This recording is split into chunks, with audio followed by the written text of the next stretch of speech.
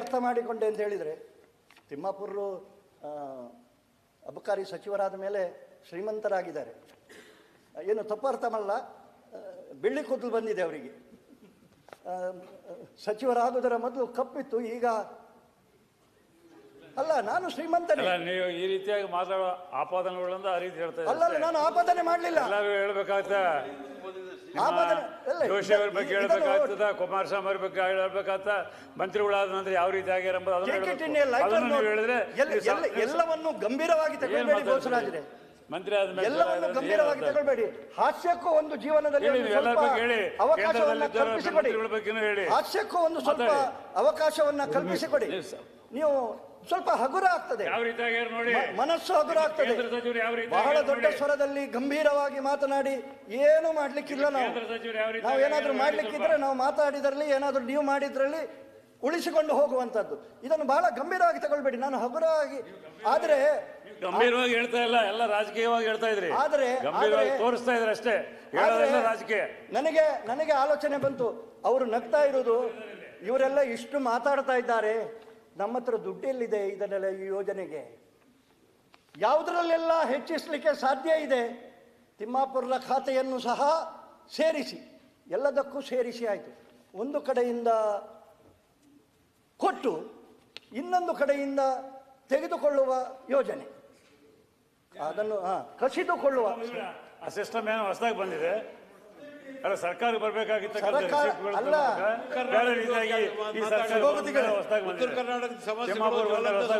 ನಾನು ಮಾತಾಡ್ತಾ ಇದ್ದೇನೆ.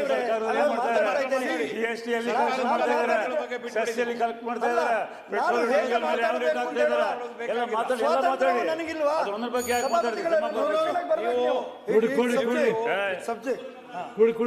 ಮಾತಾಡಿ, ನಾನು ಅದನ್ನೇ ಮಾತಾಡ್ತಾ ಇದ್ದೇನೆ. ನೋಡಿ, ಯಾವುದೇ ಚರ್ಚೆ ಫಲಪ್ರದ ಆಗಬೇಕು ಅಂತ ಹೇಳಿ ಆದರೆ ಬರೀ ಮಾತಲ್ಲಿದ್ದರೆ ಅದು ಫಲಪ್ರದ ಆಗುವುದಿಲ್ಲ.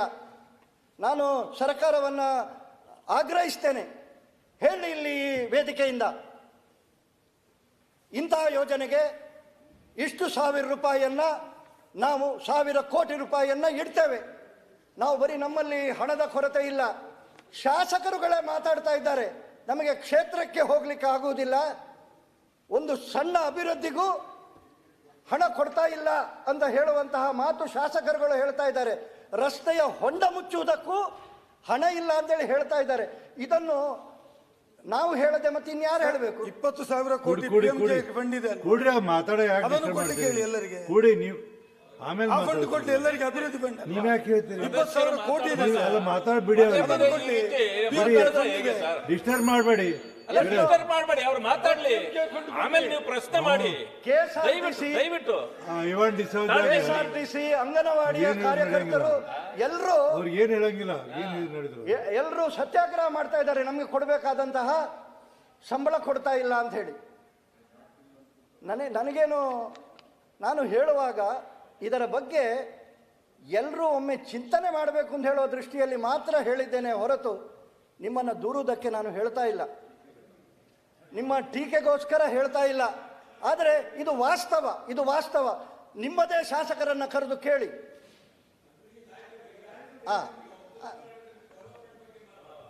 ಡೆವಲಪ್ಮೆಂಟ್ ಉತ್ತರ ಕರ್ನಾಟಕ ಬಗ್ಗೆ ಚರ್ಚೆ ಮಾಡೋಣ. ಅಲ್ಲ, ಸರ್ಕಾರ ಮಾಡ್ತಿರೋ ಚರ್ಚೆ ಬೇಕಿಲ್ಲ. ಉತ್ತರ ಕರ್ನಾಟಕದ ಸಮಸ್ಯೆಗೆ ಪರಿಹಾರ ಹುಡುಕಬೇಕಾದಂತಹ ಸರ್ಕಾರ ಪರಿಹಾರಕ್ಕೆ ಅವರ ಹತ್ರ ಏನಿದೆ, ನಾನು ಅದಕ್ಕೆ ಹೇಳಿದೆ. ಬಹುಶಃ ಅವರು ನಗ್ತಾ ಇದ್ದದ್ದು, ಇವರು ಎಷ್ಟೇ ಮಾತಾಡಿದ್ರು ಇಲ್ಲಿದ್ದು ಅಧಿವೇಶನ ಆದ ಮೇಲೆ ಹೋಗ್ತಾರೆ ಮತ್ತೆ ಮುಂದಿನ ಅಧಿವೇಶನಕ್ಕೆ. ಮುಂದಿನ ಅಧಿವೇಶನದ ಮೊದಲು ನಾನು ಸರ್ಕಾರವನ್ನು ಆಗ್ರಹ ಮಾಡ್ತೇನೆ. ಇಲ್ಲೇನೆಲ್ಲ ಚರ್ಚೆ ಆಗಿದೆ ಉತ್ತರ ಕರ್ನಾಟಕದ ದೃಷ್ಟಿಯಲ್ಲಿ, ಕಲ್ಯಾಣ ಕರ್ನಾಟಕ, ಕಿತ್ತೂರು ಕರ್ನಾಟಕದ ಬಗ್ಗೆ ಏನೆಲ್ಲ ಚರ್ಚೆ ಆಗಿದೆ, ಏನೆಲ್ಲ ಬೇಡಿಕೆಗಳನ್ನು ಇಲ್ಲಿ ಮುಂದೆ ಇಟ್ಟಿದ್ದಾರೆ. ಆ ಬೇಡಿಕೆಗೆ ಸರ್ಕಾರ ಆದ್ಯತೆಯ ದೃಷ್ಟಿಯಲ್ಲಿ ನಾಡ್ದು ಮಾರ್ಚಲ್ಲಿ ಬಜೆಟ್ ಬರ್ತದೆ, ಆ ಬಜೆಟ್ ಅಲ್ಲಿ ಎಷ್ಟು ಇಡ್ತೇವೆ ಘೋಷಣೆ ಮಾಡಿ. ಆಯ್ತಾಯ್ತು, ಈಗ 1.5 ವರ್ಷ ಹೋಗಿ 2 ವರ್ಷ ಆಗ್ಲಿಕ್ಕೆ ಆಯ್ತು. ದೇವರ ಆಶೀರ್ವಾದ ಮಾಡಿದ್ದಾರೆ ನಿಮಗೆ, ಜನರ ಆಶೀರ್ವಾದ ಮಾಡಿದ್ದಾರೆ, ಬಹಳ ದೊಡ್ಡ ರೀತಿಯಲ್ಲಿ ಮಾಡಿದ್ದಾರೆ, ಬಹಳ ವಿಶ್ವಾಸ ಕೊಟ್ಟು ದೊಡ್ಡ ಬಹುಮತವನ್ನು ಕೊಟ್ಟಿದ್ದಾರೆ. ಅದನ್ನ ಆ ದೃಷ್ಟಿಯಲ್ಲಿ ನಿಮ್ಮ ಅವರು ಮುಖ್ಯಮಂತ್ರಿಗಳು ಬೇರೆ ಹೇಳ್ತಾ ಇದ್ದಾರೆ. ಮಾತಾಡ್ಬಿಡ್ರಿ. ನಬಾರ್ಡ್ ದುಡ್ಡನ್ನೇ 5,300 ಕೋಟಿಯಿಂದ 2,300 ಕೋಟಿ ಅದ್ರ ಬಗ್ಗೆ ಮಾತಾಡಿ ಸ್ವಲ್ಪ. ಎಲ್ಲ ನಮ್ಮ ಸದಸ್ಯರಿದ್ದಾರೆ, ಕಾಂಗ್ರೆಸ್, ಬಿಜೆಪಿ, ಜೆಡಿಎಸ್ ಮಂತ್ರಿಗಳು, ಮೋದಿ ಅವರು ರೈತರ ಪರವಾಗಿ ಮಾತಾಡಿ. ಸಭಾಪತಿಗಳ ಅದ್ರ ಬಗ್ಗೆ ಮಾತಾಡಿ. ಬೇರೆ ಸರ್ಕಾರದ್ದು ಬೇಕಾಗಿಲ್ಲ. ಉತ್ತರ ಕರ್ನಾಟಕದ ಬಗ್ಗೆ ಮಾತಾಡ್ತಾ ಇದ್ದೀವಿ. ಅಲ್ಲ, ಇಲ್ಲಿರ್ತಕ್ಕಂಥ ಸರ್ಕಾರ ಏನ್ ಮಾಡ್ತಾ ಇದೆ, ನಿಮ್ ಸರ್ಕಾರ ಏನ್ ಮಾಡಬಹುದು, ಇದ್ರ ಬಗ್ಗೆ ಚರ್ಚೆ ಆಗ್ಲಿ. ಕೇಂದ್ರ ಸರ್ಕಾರದ ಬಗ್ಗೆ ನೀವು ಕೇಳಿ. ಒಂದ್ ನಿಮಿಷ ದಯವಿಟ್ಟು. ಅಲ್ಲ, ಕೇಂದ್ರ ಸರ್ಕಾರಕ್ಕೆ ನೀವು ಕೇಳಿ. ನೀವು ಅಧಿಕಾರದಲ್ಲಿ ಇದ್ದೀರಲ್ಲ, ನೀವು ಕೇಳಿ. ಅವರು ಸಹಕಾರ ಮಾಡಬೇಕು. ನಿಮಗೆ ಎಷ್ಟು ತಾಕತ್ತು ಇದೆಯೋ ಅದ್ರ ಪ್ರಕಾರ ತಗೊಬನ್ನಿ. ನಮ್ಮದು ಅಭ್ಯಂತರ ಇಲ್ಲ. ಆದ್ರೆ ನೀವು ಮಾತು ಕೇಂದ್ರವನ್ನು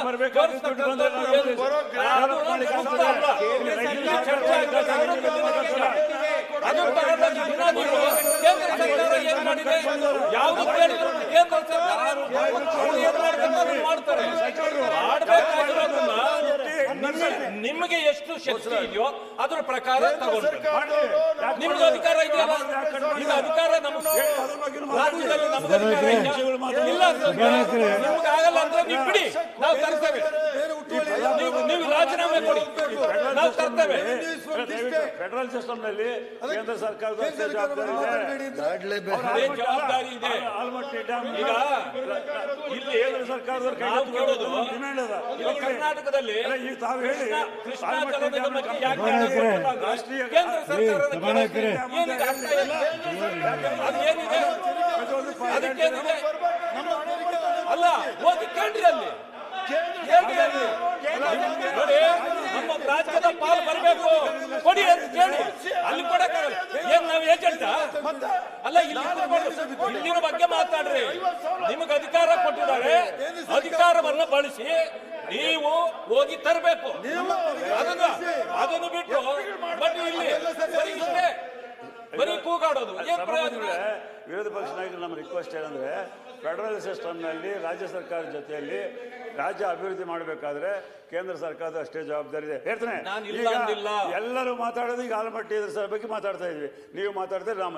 ಅದನ್ನ ರಾಷ್ಟ್ರೀಯ ಡ್ಯಾಮ್ ಅಂತೇಳಿ ಮಾಡಿ ಕೇಂದ್ರ ಸರ್ಕಾರದ ಕಂಪ್ಲೀಟ್ ಮಾಡಲಿ.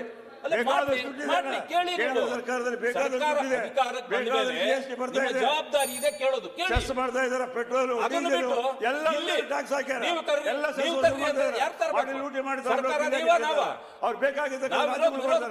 ನಮ್ಮ ಲೋಕಸಭಾ ಸದಸ್ಯರು, ರಾಜ್ಯಸಭಾ ಸದಸ್ಯರು, ಎಲ್ಲ ಪಕ್ಷದವರು ಸೇರಿ ಯಾಕೆ ಮಾತಾಡ್ತಾ ಇಲ್ಲ ಅಲ್ಲೇ ಹೇಳಿ ಸ್ವಾಮಿ?